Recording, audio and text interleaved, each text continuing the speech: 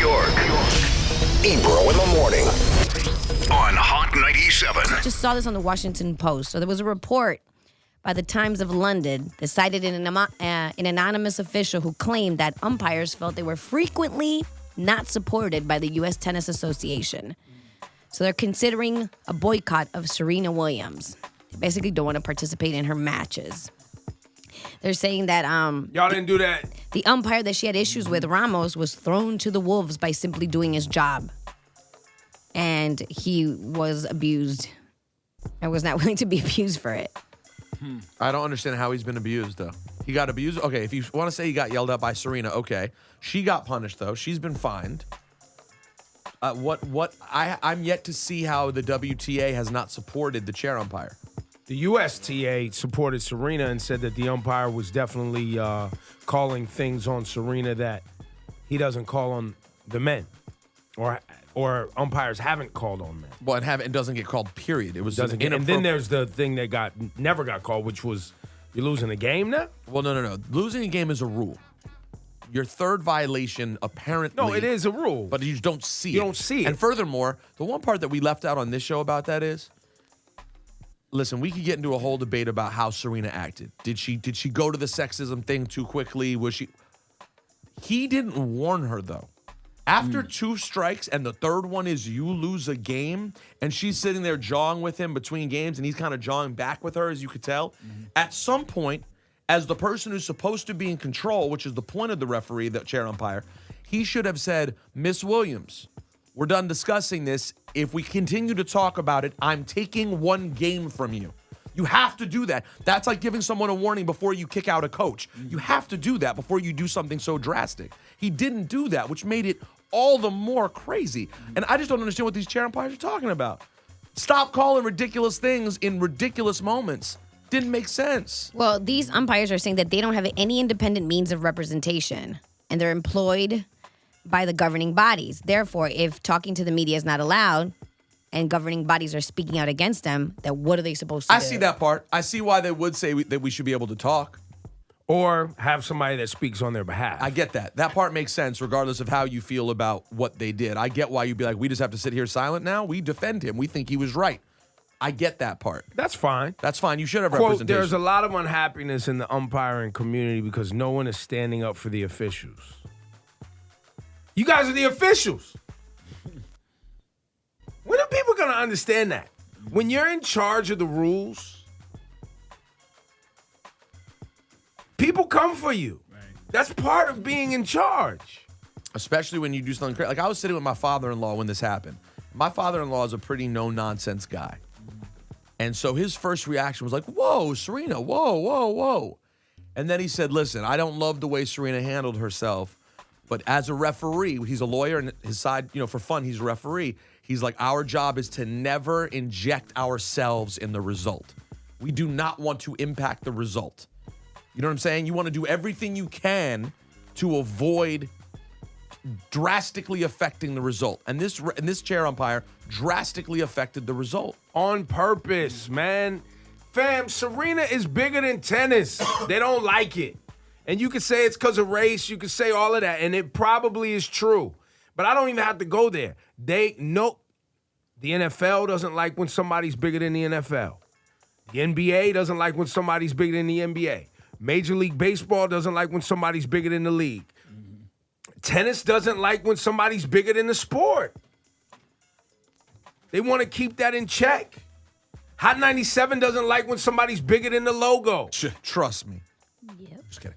It's just a joke. Most companies don't. Most companies don't like that, man. Yeah, no, you're right about that. Regardless of what the reasoning is, as much as they think she's great. Now, do I think they would prop her up if she looked more like Maria Sharapova and less like Serena Williams? Yes, I probably do.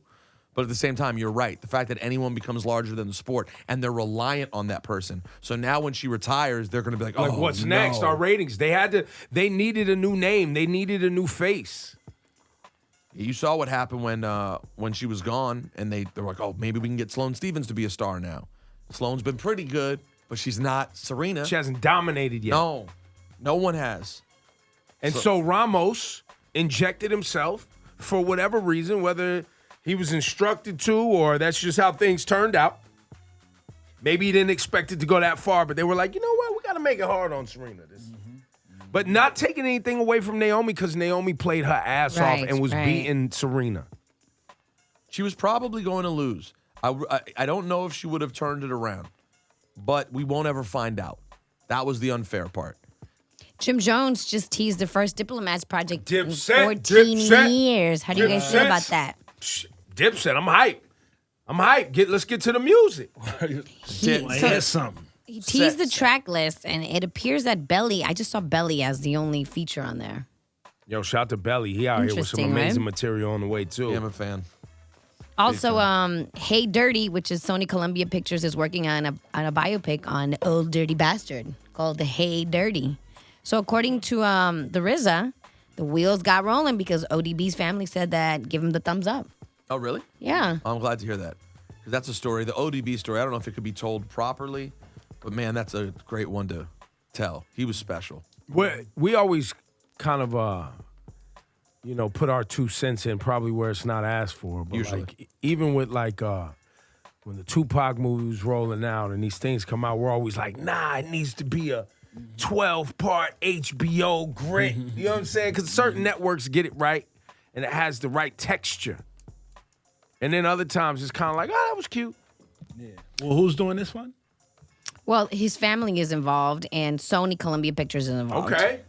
That's interesting. Yeah, I'd be curious to see what they come up with. I wonder if there's a production company. Because you just need the right voices around it, man. Yeah. Like that's actually, not to be over personal about my own life, but that is like literally something I've thought about doing in my future life when I'm in my 50s is like when hip hop things like that get done, being a voice who can be like, all right, hold on, guys, you're trying to tell the story.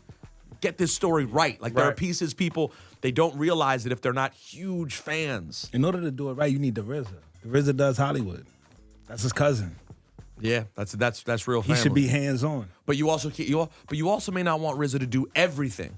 Yeah, not everything. But you know what I'm saying? Because he has his own version of it too. So that's why those things are so hard, because you want to get the people closest, but you also need some media people and the people who are objective during it too, to get like the really listen, we're nerding out here, but we love ODB. So you just want that story to be worthy, of who he was. And ultimately what ends up happening in these scenarios is the people closest overrule is because they want to make sure a certain image is sent off into history, right? And history holds on to a story a certain way. And that's why it usually ends up with the family that's closest being like, yeah, nah, we either want this or we don't want this type of story, because the family will be involved and they were closest to him, and they should be. It's either the family, hopefully it's the family that gets a chance, or it's history, right? It's like American history. The winners tell the story.